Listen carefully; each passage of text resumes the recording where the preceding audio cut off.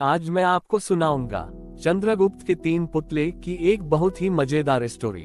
एक बार की बात है, महाराजा चंद्रगुप्त का दरबार लगा हुआ था। सभी सभासद अपनी अपनी जगह पर विराजमान थे। महामंत्री चाणक्य भी दरबार की कार्यवाही कर रहे थे। तभी अचानक से महाराजा चंद्रगुप्त का ध्यान महल के पास से गुजर रहे एक सौदागर पर पड़ा, जिनसे चंद्रगुप्त हमेशा अपने लिए खिलौने लेते थे। दरअसल महाराजा चंद्रगुप्त को खिलौनों का बड़ा शौक था। उन्हें हर रोज एक नया खिलौना चाहिए था। आज भी महाराजा के पूछने पर कि क्या नया है, पता चला कि सौदागर आया है और कुछ नए खिलौने लाया है। सौदागर का ये दावा है कि महाराज या किसी ने भी आज तक ऐसे खिलौने न कभी देखे हैं और न कभी देखेंगे।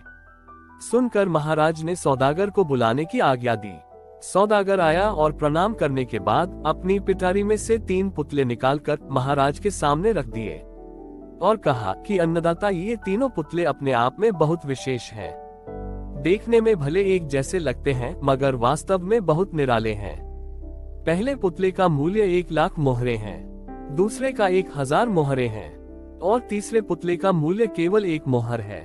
सम्राट ने तीनों पुतलों को बड़े ध्यान से देखा। देखने में कोई अंतर नहीं लगा, तो फिर मूल्य में इतना अंतर क्यों? इस प्रश्न ने चंद्रगुप्त को बहुत परेशान कर दिया।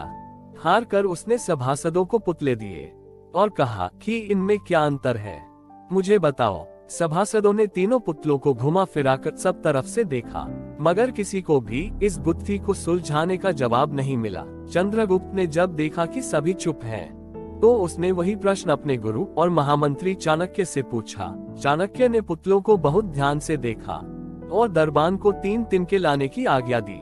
तिनके आने पर चाणक्य ने पहले पुतले के कान में तिनका डाला। सब ने देखा कि तिनका सीधा पेट में चला गया। थोड़ी देर बाद पुतले के होंठ हिले और फिर बंद हो गए। अब चाणक्य ने अगला तिनका दूसरे पुतले के कान में डाला। इस बार सब ने देखा कि तिनका दूसरे कान से बाहर आ गया और पुतला ज्यों का त्यों रहा। ये देखकर सभी की उत्सुकता बढ़ती जा रही थी कि आगे क्या होगा। अब चाणक्य ने तिनका तीसरे पुतले के कान में डाला। सब ने देखा कि तिनका पुतले के मुंह से बाहर आ गया और पुतले का मुंह एकदम खुल गया। पुतला बराबर हिल रहा है, जैसे कुछ कहना चाहता हो।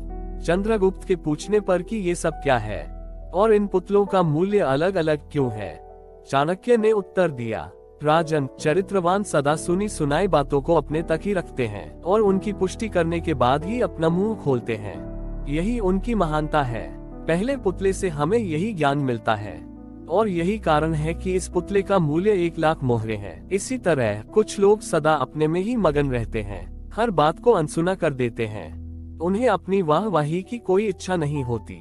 ऐसे लोग कभी किसी को हानि नहीं पहुंचाते। दूसरे पुतले से हमें यही ज्ञान मिलता है और यही कारण है कि इस पुतले का मूल्य 1,000 मोहरे है। रही बात तीसरे पुतले की, तो कुछ लोग कान के कच्चे और पेट के हल्के होते हैं।